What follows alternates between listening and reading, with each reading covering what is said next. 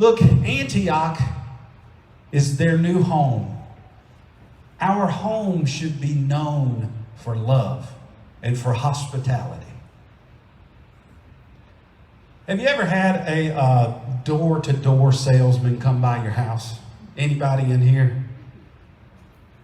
Y'all, the poor home security guys from Vivint and ADT, they don't even try to come by my house much anymore. For the longest time, at least one guy from each one of those companies was coming to the house every other week. And I'd open the door and they would hit that sales pitch. Excuse me, sir, do you need security for your house? No, I'm good. No, the first two or three that would come, I'd let them give their sales pitch. And then I'd try my best to tell them, no, I'm not interested. And then they would try another one of those sales techniques. Well, I understand that you're not interested, but let me show you the packages that we have. Let's look at some options, sir. I'm like, no, I'm good. Are you certain that you're good? Because Lord knows terrible things happen. At some point, I thought I was getting shaken down like the mafia. You can either get security through us or we can break a window. I was like, golly.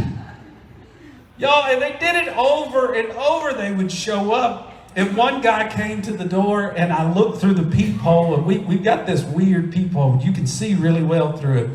And I could see that shirt and that hat, and I said, oh God, here we go again. Before he could start, I decided to cut him off. I said, sir, look, I know that you're just doing your job. I have a security system. It's mainly for when we aren't home. I'm satisfied with how much I paid for it. I do not want to see your plans or your options. I appreciate your effort.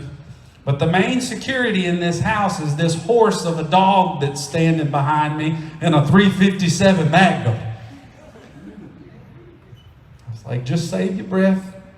I know it's hot out here and I know you're doing your job. Could I offer you a couple of bottles of cold water? The guy's just,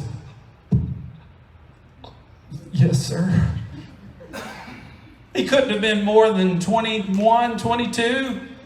So I went in and I got him his bottles of water and gave it to him. Look, there are people that will come into your life that are in need. Look, this poor salesman, he was hot and tired and he's just trying to make a living. The least I could do is give him a few bottles of water, especially if I wasn't going to buy his security package.